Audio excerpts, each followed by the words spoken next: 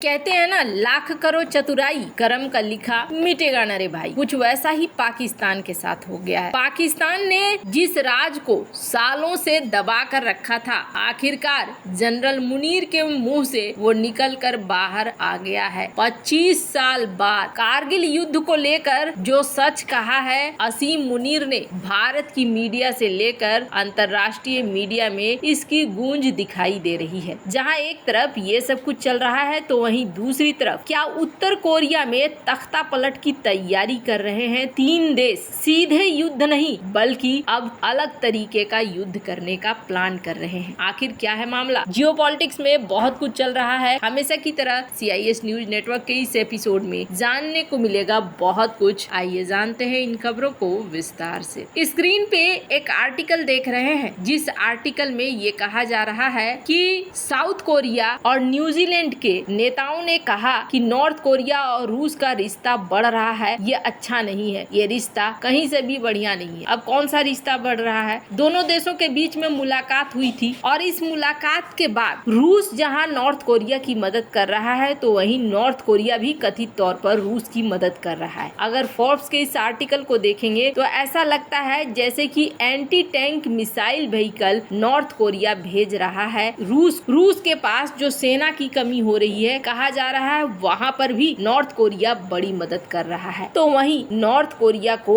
रूस भी मदद कर रहा है। इस वक्त कहा जा रहा है रूस अंतरिक्ष विज्ञान से लेकर खेती, फार्मिंग, सारी चीजों में मदद कर रहा है। पॉलिटिको की एक खबर देखिए, रूस ने 447 बकरियां भेजी है नॉर्थ कोरिया। और क्यों भेजी है? इसलिए भेजी है क्योंकि वो फार्मिंग कर सकें और उनसे डेयरी प्रोडक्ट ले सकें। तो यहाँ पर इस तरीके के भी एक दूसरे के सहयोग चल रहे हैं हर लेवल पे, ताकि दोनों देश अस्तित्व बनाकर रख सके। पर नॉर्थ कोरिया को लेकर अब अमेरिका की टेंशन बढ़ने लगी है। अमेरिका के साथ साथ साउथ कोरिया की भी टेंशन बढ़ने लगी है, जापान की भी टेंशन बढ़ने लगी है। नॉर्थ कोरिया के साथ दिक्कत ये है कि किम जोंग उन के मन में कल क्या आएगा वो उस तरीके से रिएक्ट कर देंगे। अब सबसे बड़ा सवाल आता है कि उत्तर कोरिया के ऊपर अमेरिका ने इतना सारा प्रतिबंध लगा कर रखा हुआ है, उसे अलग थलग करके छोड़ा हुआ है, फिर भी उत्तर कोरिया मिसाइलों का परीक्षण करता है और लगभग महीने में एक आध मिसाइलें दाग ही देता है। ये सब कुछ बिना पैसे का नहीं होता है। उत्तर कोरिया की जनता की हालात खराब हो वो अलग बात है, लेकिन पैसे कहीं ना कहीं से तो आ रहे हैं।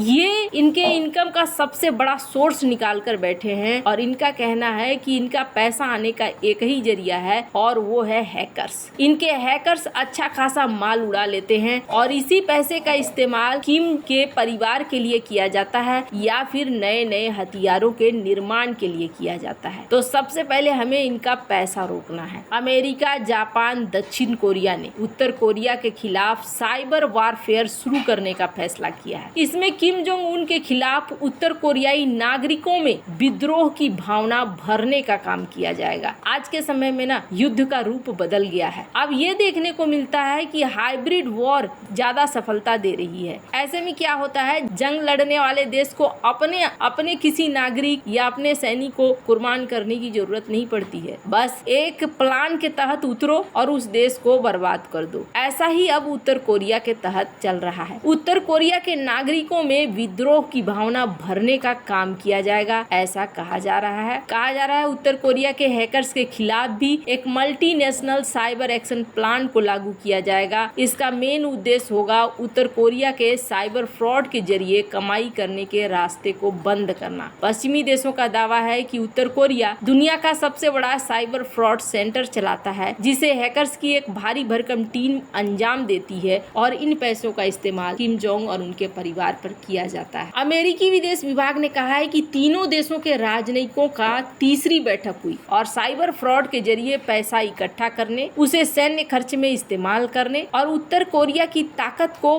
बाधित करने पर सहमति बनी है। ये बैठक तब हुई है जब FBI ने अमेरिकी प्रशासन को चेतावनी दी है कि उत्तर कोरिया के हैकर्स ने अब अमेरिका के अंदर भी समस्याएं फैलानी शुरू कर दी है। कई कंपनी, क्रिप्टो करेंसी व्यवसायों और भी कई जगह ये आक्रामक तरीके से घुस रहे हैं। ये जो बैठक हुई, इस बैठक में तीनों देश के प्रतिनिधि शामिल हुए थे। अब उत्तर कोरिया के खिलाफ सबसे बड़ा हथियार इंफॉर्मेशन वॉरफेयर का चलाया जाएगा। अमेरिकी विदेश विभाग ने कहा कि वर्किंग ग्रुप के माध्यम से अमेरिका, दक्षिण कोरिया और जापान तीनों देश एक साथ मिलकर कार्रवाई की एक लंबी सीरीज पर काम करना जारी रखेंगे, जो यहाँ पर धीरे धीरे इंफॉर्मेशन टेक्नोलॉजी नेटवर्क को जाम करेगा ताकि साइबर खतरा कम हो, और दूसरा लोगों के बीच पहुंचाएगा कि किम जोंग उन का शासन सही नहीं है, आप उसके खिलाफ उठो। हालांकि किम जोंग उन और जनता के बीच बहुत जोरदार होने वाली है, ये बात दिख रहा है। किम जोंग उन कई बार कई ऐसे फैसले लेते हैं, जैसे 30 लोगों को उड़ा दिया, कुछ दिन पहले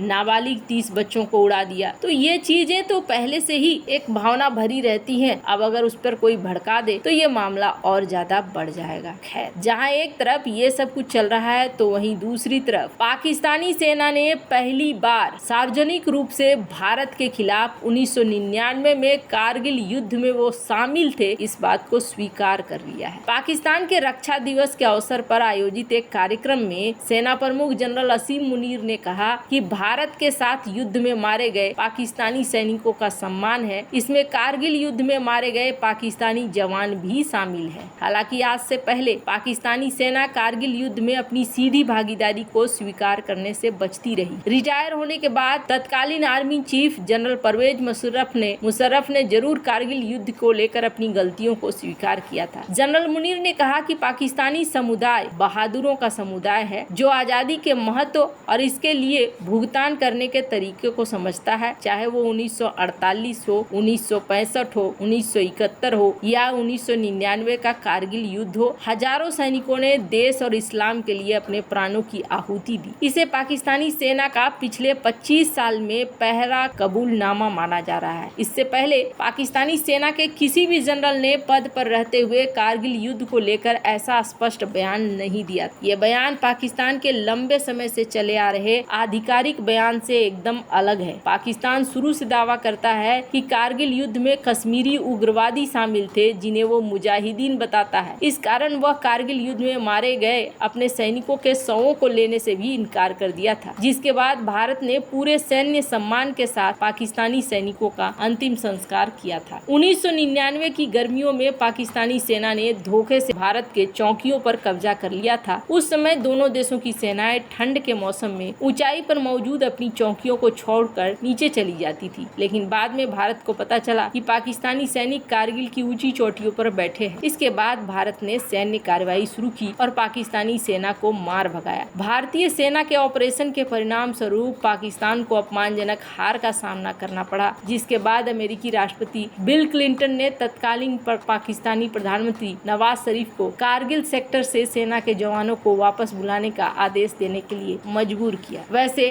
आपको क्या लगता है, इन सब मामले में आपकी क्या राय है, कमेंट कर जरूर बताएं। जल्द मिलते हैं अगले वीडियो में नई खबर के साथ।